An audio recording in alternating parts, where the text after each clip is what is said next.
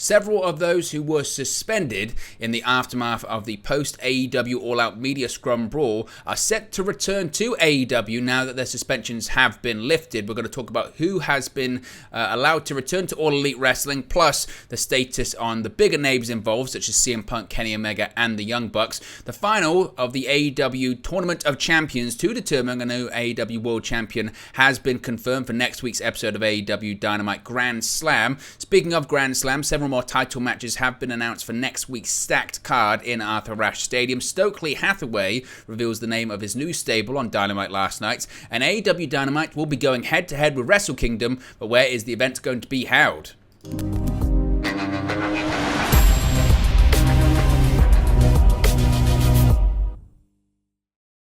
Hey guys, welcome back to Wrestling News 365. Hope everyone is doing very well. As always, there are plenty of news stories to get into in the world of All Elite Wrestling. So let's start off talking about some names that are now unsuspended. They have been allowed back to their regular duties in All Elite Wrestling, and it is the names that you would expect. Of course, in the aftermath of that big brawl following CM Punk's now infamous comments at the AEW All Out Media Scrum, there were several names that were suspended as because they were involved in the brawl, or rather involved in trying to end that brawl, and it led to a lot of people being surprised. Why were these people, mostly AEW producers or senior figures backstage, why were they suspended? They didn't do anything wrong. Now, it felt like AEW was covering themselves from a legal perspective, but certainly now they feel comfortable enough to allow those people who attempted to break up the brawl between CM Punk, Ace Steel, the Young Bucks, and Kenny Omega. AEW, Tony Khan, and their legal teams obviously feel comfortable enough to allow these certain producers and AEW people to return to their regular roles in the company. Now,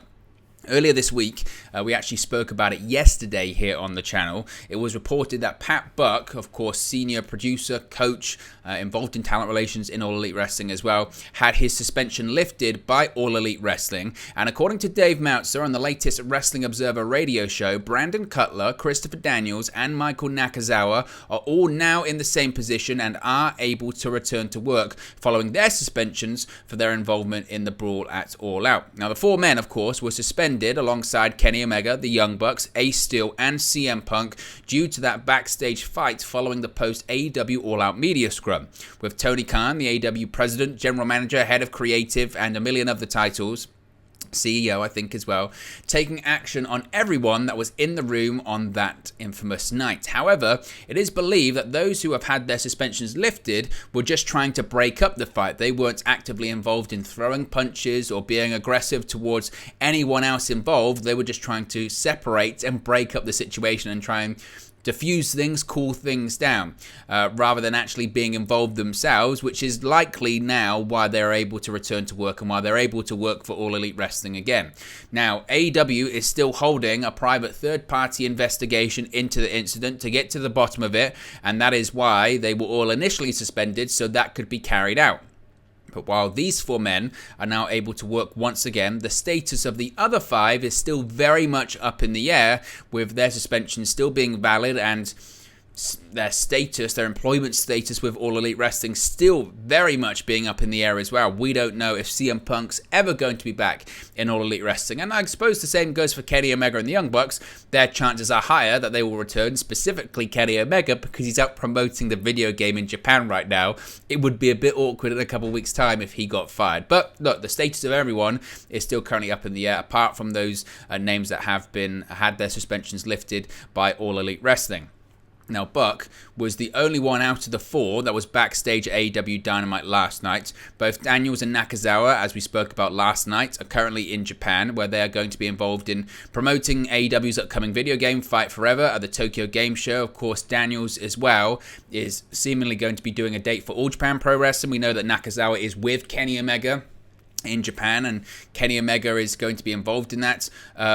It is going to be interesting because there have been some comments suggesting that whilst Kenny Omega is in Japan for the Tokyo Game Show, and whilst he is there to possibly promote and unveil AEW's upcoming video game Fight Forever, there have been some other rumors, and it must be said these are rumors at this point, suggesting that these suspensions might have changed some things when it comes to if he is actually going to promote the game.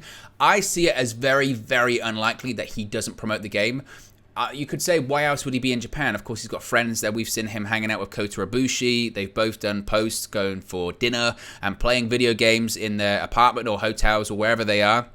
So you could just argue maybe Kenny Omega was like, well, my flight's already booked. I was meant to be going out to Japan anyway. Whilst I'm not going to be promoting the game now, I'm still going to go out to Japan to see friends, see family, see whoever, maybe take a tour around the Sega head office, which I saw he did do as well. But I would be stunned if he went out there despite not, promoting the game. This is a guy whose fingerprints are all over AEW's first ever console video game, and I highly expect him to be involved at that Tokyo Game Show. Of course, once we get more confirmation, once we get maybe some quotes, some interviews, we'll talk about it. Chances are, though, don't expect him to talk about the incident at All Out, because I'm sure legally he probably can't. I'm sure AEW and maybe Kenny Omega's own private lawyers have recommended that he doesn't talk on the matter while there's an ongoing investigation, because they don't want that to be compromised. They don't want the investigation to be extended, and maybe Kenny Omega, if he's talking about the situation whilst he's suspended, could get himself in even bigger legal hot water, because as we spoke about the other day, Dave Meltzer is put out there, and I tend to agree with him on this one, that if someone is fired because of what happened at All Out, if someone is fired because of the incident that happened after the media scrum, chances are there's going to be litigation involved. Chances are there's going to be lawsuits. And if Kenny Omega right now, where this incident is still fresh, if Kenny Omega's out there doing interviews saying, no, this is what happened, CM Punk did this, CM Punk's this, that, and the other, that could be used against him when it comes to a deposition or possibly some kind of case later on. So I doubt he'll speak on that. We'll have to wait and see. The big elephant in the room, though, of course, is that whilst he's out promoting the video game, CM Punk's on the cover of it. And that's the guy that just a couple of weeks ago, he was involved in the Brig Brawling. Now, it must be said, according to one side of the story, and I guess kind of the other as well, Kenny Omega wasn't as actively involved in the violence or aggression as maybe the Young Bucks were. Kenny Omega was trying to separate things or trying to remove CM Punk's dog, Larry, according to one side of things. But Omega still did get attacked. He got his hair pulled and he got bitten by Ace Steel. So chances are he's not going to talk about it. I still expect him to promote the video game. It would be really surprising if he didn't, but nothing's off the table right now. When it comes to those names that now have returned or had their suspensions lifted, it was merely, it felt like anyway, a precautionary measure, really. That's what it actually felt like, wasn't it? It was just AEW trying to play things safe. They realized that in the immediate aftermath, i.e. just days later, maybe a week later, they couldn't afford to have everyone that saw what happened in the building that night, because that's how hearsay happens. And whilst there's an active investigation via a third party going on, they can't have a producer running the show or helping put together the show only to find out a couple of days later, no, actually they were really involved. It's just a blanket precautionary measure.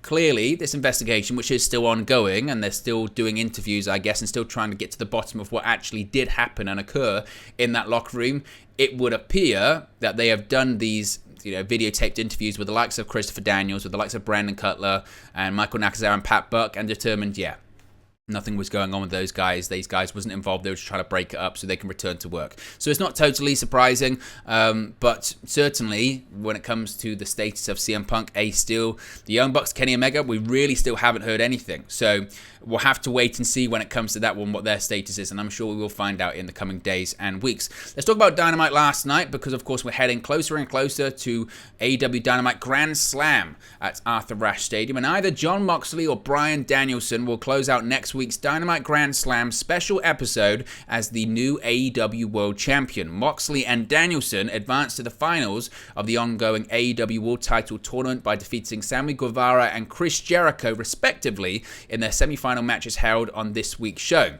After Danielson defeated Jericho in the main event, which was a very good main event, as you would expect. Jericho and Danielson always work well together, and Danielson, of course, gets his victory back that he, from All Out after Jericho defeated him there. 50-50 booking exists in AEW as well. Moxley came down to the ring to both congratulate and confront his fellow Blackpool Combat Club member. The show went off the air with the two veteran wrestlers shaking hands, which I guess, whilst this was never the plan, I guess this does come somewhat full circle, because the Blackpool Combat Club exists because of a feud between Bryan Danielson and Jon Moxley. And if you think back to Full Gear last year. It was meant to be Bryan Danielson, I believe, versus Jon Moxley at Full Gear last year. But of course, then Moxley had to go away because of his substance abuse issues. He went to rehab because of his alcoholism. So once Moxley returned, they picked back up where they left off, had the feud between Bryan Danielson and Jon Moxley. And the Blackpool Combat Club was never a planned thing. It was meant to be Danielson, the heel, Moxley, the babyface. And then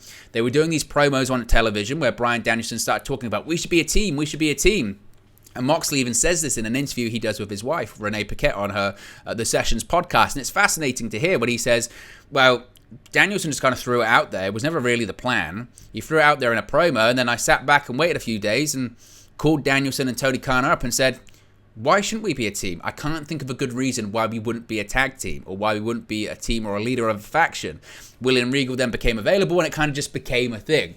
But also, Danielson was thinking of the same thing and had the same phone call with Tony Khan. So it does kind of come full circle in a nice way. Not that, again, there was actually any plan for this, but it's certainly interesting. Now, of course, it was Moxley's win over Danielson during their last singles encounter at Revolution that led to the arrival of William Regal in AEW and the subsequent formation of the Blackpool Combat Club faction, which is one of the biggest and certainly one of the most popular factions in AEW right now. As such, there's already a built-in storyline going into next week's title match. And it's interesting. It is. I felt like... And I think that the general feeling is, certainly, isn't it, that Danielson will win next week. And I hope he does. I think, whilst Moxley it was a crying shame and a travesty that Moxley wasn't involved in the PWI 500 or whatever, which, to be honest, I saw a lot of people getting really upset about their list. It's a list. It's arbitrary. The whole point of it is to generate discussion so that you buy the magazine or you go onto the website. That's the point of it. But Moxley not being involved in it, I thought was ridiculous. I felt that, it feels like Danielson is the favourite and Danielson will win. It's not going to be a long title reign anyway. He's going to drop the championship to MJF the same way that CM Punk was going to drop the title to MJF. But I think it's the right call to go with Danielson winning next week. I think Moxley isn't even meant to be there at the moment. He was scheduled to have time off. And because of what happened after All Out with that brawl and the people getting suspended, Moxley cut short a vacation, who hasn't started it yet. He was meant to go away and return around the time of Dynamite's taping in Cincinnati, which I believe is in October. He's meant to have about a month or so off because of all of the work that he's done for AEW this year. He's been the company's MVP. He stepped up time and time again when they've needed him and delivered. So I did feel like, are they going to revisit Moxley once again as the champion? Because, of course, on the post-All-Out edition of Dynamite, you did have Moxley in the ring who confronted MJF. And I thought, are they teasing that it's going to be an MJF-Moxley feud? Which I guess they still could do. I guess the route you could go, and I've said I think there's going to be two outcomes here. I think Danielson wins next week, wins the AEW World Championship, and then MJF cashes in straight away. That's a possibility. I think that could happen. And MJF actually leaves the Grand Slam edition of Dynamite as the AEW World Champion. That's a possibility. Or we have Danielson win and then he drops the championship at Full Gear to MJF. Either way, MJF is winning the title. And then when Moxley comes back, maybe then Moxley feuds with MJF. That's the feud that they go in. I think that might be the direction that AEW decides to go in when it comes to the World Championship. Speaking of next week, though, speaking of the Grand Slam edition of Dynamite, we have some more title matches already added to this stacked card. The second annual AEW Dynamite Grand Slam special episode will now feature 4 title matches inside Arthur Ashe Stadium. Last night, they revealed 2 more title matches to be appearing on the show, with AEW announcing that Pac will defend his All-Atlantic Championship against Orange Cassidy. You remember that? The All-Atlantic Championship? Yes, it's still a thing. And interim AEW Women's World Champion Toni Storm will defend against Athena, Dr. Britt Baker, and Serena Deeb in a 4-way match. Now, the All-Atlantic title match was set up this week after Cassidy uncharacteristically ambushed Pac in the backstage area, taking out the Death Triangle member with an orange punch before declaring his intentions to pursue Pac's title. This is the thing. When it comes to the All-Atlantic Championship, I think it's a really meaningless championship. It was a championship that nobody was calling for. There are so many titles in AEW right now. I'm not even just talking about AEW titles. I'm talking about Ring of Honor titles, AAA titles, New Japan titles. It's ridiculous. It really is. That Ring of Honor television show can't come soon enough just to break away, to give more talent TV time, but also to get less bouts on this show. And the All-Atlantic Championship, as I mentioned, was a championship no one really was looking for. I felt like it was going to be a title that was going to be defended on Dark and Dark Elevation. Not the case. I guess it was AEW's attempt to do a European championship, but why did WWE get rid of the European championship? Because there was too many championships on television. It's not to say there wasn't great European title matches or great European champions, but it just feels like an odd bout. When it comes to the match, though, Pac versus Orange Cassidy, these guys have got great history. I mean, their match that they had at Revolution in 2020 was Orange Cassidy's first big singles match, and it was tremendous. And I think they faced off a couple of times since then. I remember when they were setting up the World Championship match at Double or Nothing in 2021. Pac and Cassidy faced off on Dynamite, and Cassidy got knocked out shoot style, and they had to call it off as a no contest, but instead they pivoted to a triple threat match, and that was always the goal anyway. So I have no doubts the match will be good next week. I don't see a title change, maybe, unless they don't want to have 2 bouts on Pac. I know they did the thing of Pac being the first guy to hold 2 bouts at the same time that are AEW bouts, being the All-Atlantic and Trios World Championships. Maybe they just want to move the All-Atlantic title off him and put it onto Orange Cassidy. Maybe. I don't know. When it comes to the Interim Women's World Championship, it's just a shame. It is a shame. Look, the people involved in that match are fantastic. Athena, Britt Baker, Serena Deeb, Toni Storm, all fantastic wrestlers.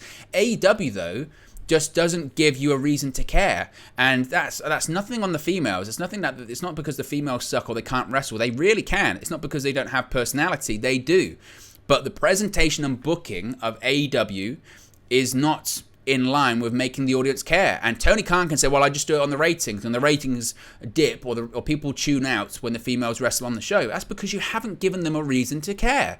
WWE have spent years, absolute years, telling their audience that female wrestling is good, it matters, it's the main event of WrestleManias, it's the main event of pay-per-views, it's the main event of TV shows. You will never see that with AEW. Yes, they've had a couple of women's main events, and I know Tony Khan gets really prickly about this, and I know that Tony Khan, again, talks about the ratings or whatever, but the fact of the matter is, the reason why the ratings dip when the females are out there is because the booking sucks and they haven't been given a reason to care. How can the ratings be good if every single week you have one women's match that's 4 minutes long? Like, you can't. It's WWE booking of the mid-2000s. It's just dumb. It is dumb. And I'm sure the match will be fine next week, but is what it is. Stokely Hathaway has revealed the name for his new faction. Of course, he's been assembling a faction over the last few weeks. In the lead up to All Out, of course, Stokely Hathaway began recruiting more clients. Lee Moriarty, Colton Gunn, Austin Gunn, Ethan Page, W. Morrissey, they all took Hathaway's business card. The group came together during the All Out Casino ladder match. They attacked the other competitors, allowing the Masked Joker to make his entrance and win the match with ease. At the end of the show, of course, it was revealed that the Joker was none other than the returning Maxwell Jacob Friedman. Over the last few weeks, speculation has been in the air about the relationship between Hathaway's group and even if the group had a name. While after this week's Dynamite, we finally have some answers. I emphasize some. On Wednesday's edition of Dynamite, MJF came out to the ring after Jon Moxley defeated Sammy Guevara to advance to the final of the Tournament of Champions. MJF cut a promo bashing Moxley and the Albany, New York crowd. After this, he introduced Hathaway and his client's presence, saying they were his faction on retainer and referring to them by their new name, The Firm. Now, The Firm made its way down to the ring where Hathaway went through the group's members one by one. He told Morrissey that he loved him. He told the crowd that Moriarty wants to be a Ring of Honor pure champion. He said the Gun Club were worth more than their broke-ass daddy and that Ethan Page was ready to go after the AEW All-Atlantic Championship. Maybe there can be something in this faction, but it does not really do all that much for me. I'm a fan of W. Morrissey, but when he goes, Lee Moriarty wants to go after the Ring of Honor Pure Championship, you go, okay. The Gun Club, their dad's the most over part of that because he's with the Acclaimed. Their dad was so over with the Acclaimed that they had to drop their sons, and Ethan Page going after the All-Atlantic Championship is just, okay. You know, a championship, like I said, that doesn't mean that much right now. It's another faction, you know. And I know that you can try and imply that, oh, this was always the plan. It doesn't feel like much of a plan. That I look at that faction on the screen right there, and I don't go, oh, that's money. That it doesn't feel like money. It feels like a vehicle for MJF, but in comparison to MJF's former faction, the Pinnacle, that's, you know, poo-poo's all over The Firm. You know, it's just, yeah, it's not for me, to be honest.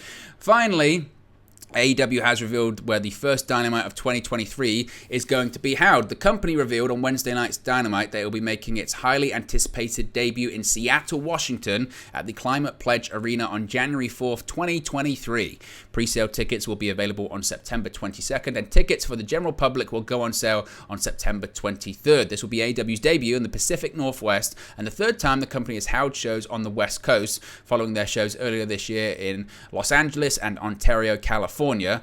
Of course, the first Dynamite of 2023 will run the same day as New Japan Pro Wrestling's signature event Wrestle Kingdom 17, which will emanate from the Tokyo Dome. This is the first time Wrestle Kingdom will be contained to a single night in 4 years. Wrestle Kingdom 14 and 15 both took place across 2 nights, while Wrestle Kingdom 16 took place over the course of 3 nights. As of this recording, AEW New Japan Pro Wrestling has not officially announced any matches for the show. However, Kazuchika Okada will be featured in the main event, challenging for the IWGP World Heavyweight Championship, of course, after he won the G1 Climax tournament earlier this year.